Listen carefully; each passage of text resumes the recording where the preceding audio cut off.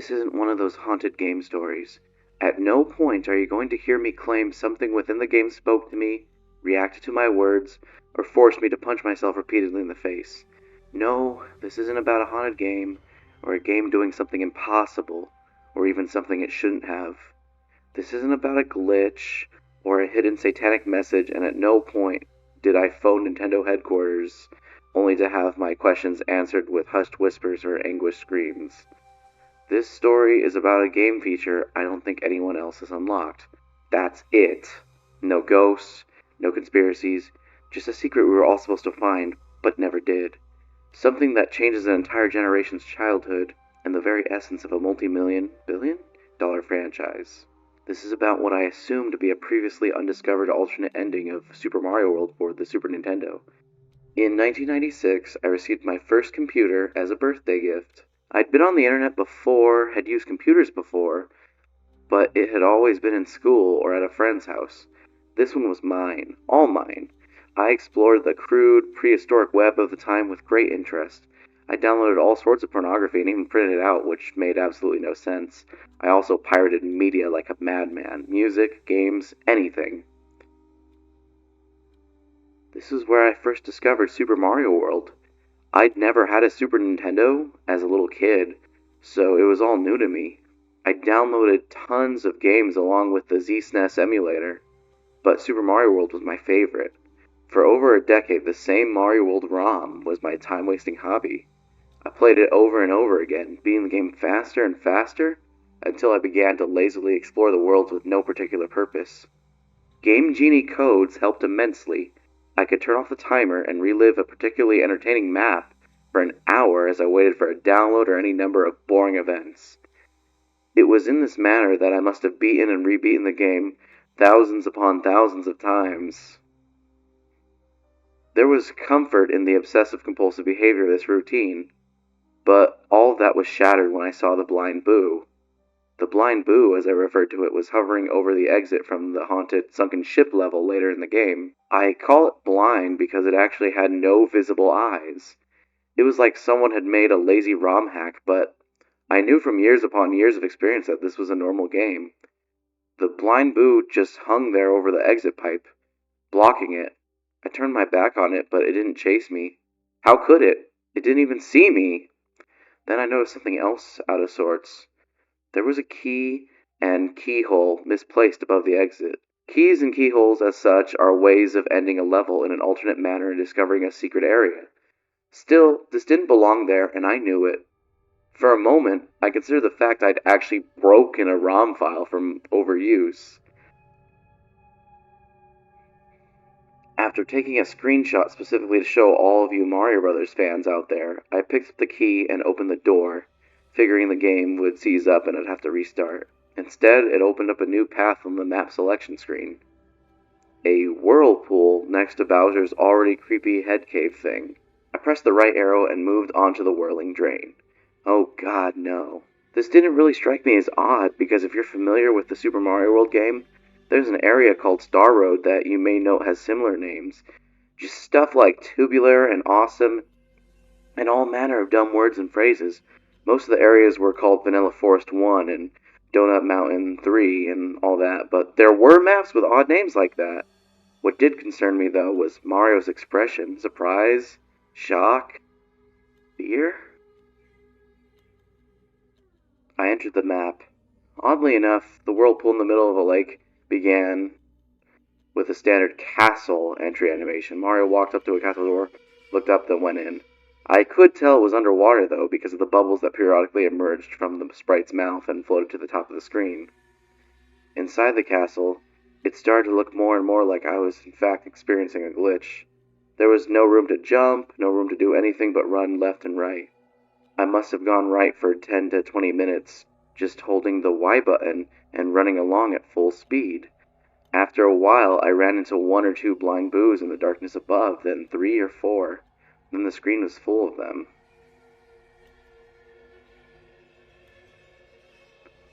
They just kind of hung there, doing nothing. They wouldn't chase me if I turned my back. As with the previous blind boo, if I made any noise like Mario's jump sound, they would just kind of shudder a bit, like they heard the sound of Mario's movements but couldn't do anything about it. Then something made me stop and turn the other way. Now I knew, beyond a shadow of a doubt, that this map was designed specifically to screw with the player. Not because the giant bleeding bill was hemorrhaging profusely from its face, but because it was inescapable. There was literally no way to avoid being killed by it, as you can clearly see above. That is, unless you're like me, and you have the Game Genie cheats on hand.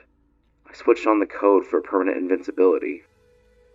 I let the bleeding bill chase me for a while, when I was invincible, just to get a good look at the thing. I stopped and killed it with my invulnerable touch.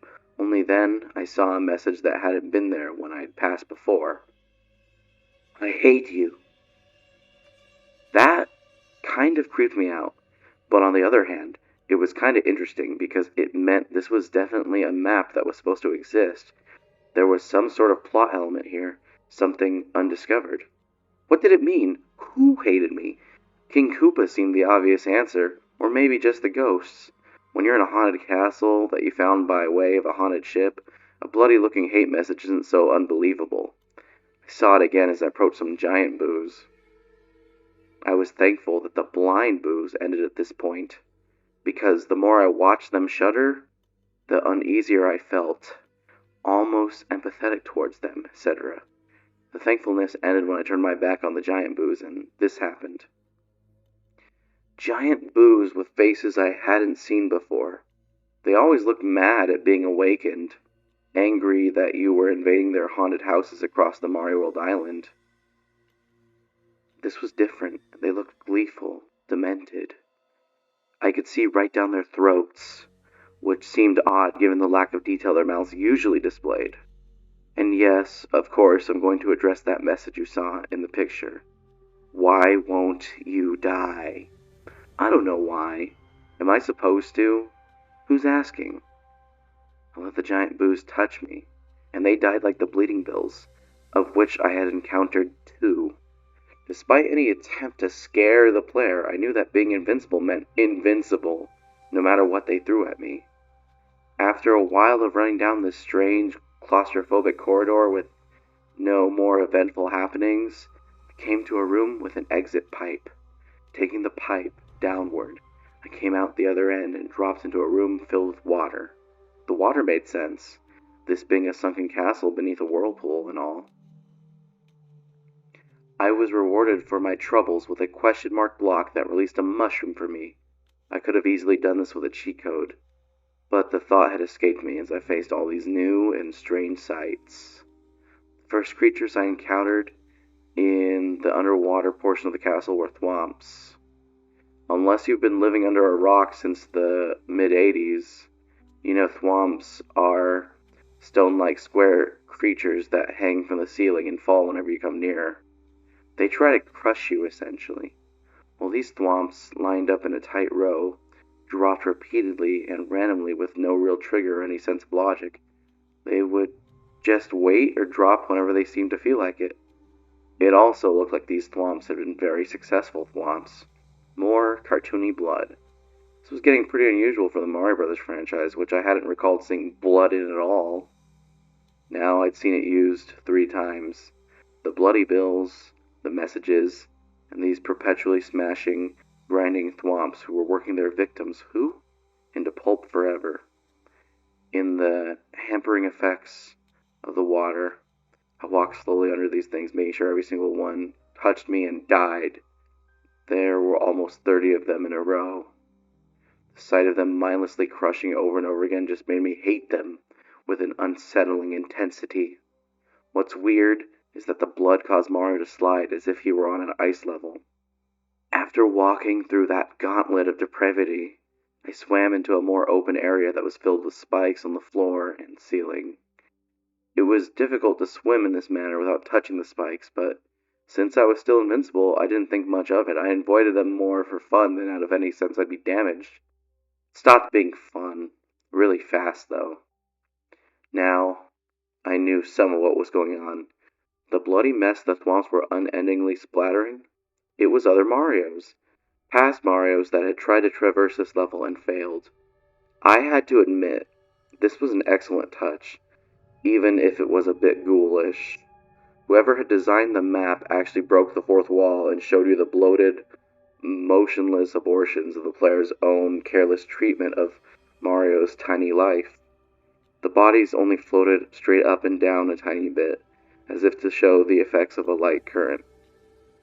It was genius, and I couldn't believe I might be the first and only person to see this.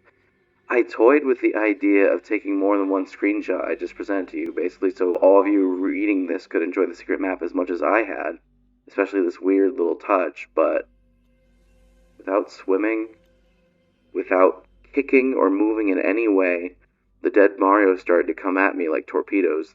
Their faces remained blank and blue and dead, but they moved with astounding speed. They angled and positioned and worked all sorts of unique trajectories that left me almost nowhere to move. They continued coming at me and swarming and backing up to try again, and I just couldn't bring myself to let them touch me. I moved with more speed and skill than I'd ever exerted, frantically trying to keep Mario free of the drowning victims that seemed dead set on rocketing straight into him. When I finally reached the purple exit pipe you see above, there had to be 10 of those things right behind, pitching, turning, and chasing me. I entered the pipe as fast as I could, thankful that it worked properly and had Mario out of that situation in a heartbeat. The corridor that followed was empty, thankfully. It was just a blue underwater hallway of sorts with nothing to avoid or kill. It was boring and predictable, like the game had been all these years, which brought back a sense of safety. At the end of the hallway, I came to the standard pair of doors you'd enter to face a final boss. Beside the doorway, a mushroom power-up. I didn't touch that shit. Going through the door was, as you'd expect, the typical change of map views occurred, and Mario was standing on the ubiquitous bridge over boiling lava. Or had it been blood all along? When Mario walked out onto the bridge, however, there was no boss creature. Instead, Mario immediately looked to the side and froze. I couldn't control him anymore. He just stood there. Keep looking until you see it. I didn't even see it at first, so I don't expect you to notice it right away. If you still haven't spotted the thing, look in the third window from the left. FYI, that's not usually there. Mario seemed to regain his composure and looked back and forth slowly, surveying the room. There was still no boss, and I still couldn't control him, so I stopped trying and just watched. This went on for what seemed like forever. Nothing happened. Then a familiar face walked in from the right, dressed in green, tall, and angry. It was Luigi. Mario recoiled in horror. It's difficult to say that without thinking how crazy it sounds, but Mario really reeled back with a sort of terror that was uncharacteristic for such a peppy, happy-go-lucky mascot like him. Then Luigi spoke. It was all connecting now. The messages scrawled on the walls. I hate you and why won't you die? Luigi. He's always been Mario's second banana, the player 2, the one who doesn't get the princess in these early games. No matter how identical he is to Mario in skill set and ability, and tenaciousness, and bravery, at the end of the day, the game is Super Mario Bros. And he's just the brother. How he must have hated Mario. Who among us wouldn't? Think about it. No matter what happens, Mario always comes back. No matter how many corpses he leaves littering the battlefield, he's always there once more to leap and cheer and get all the adoration.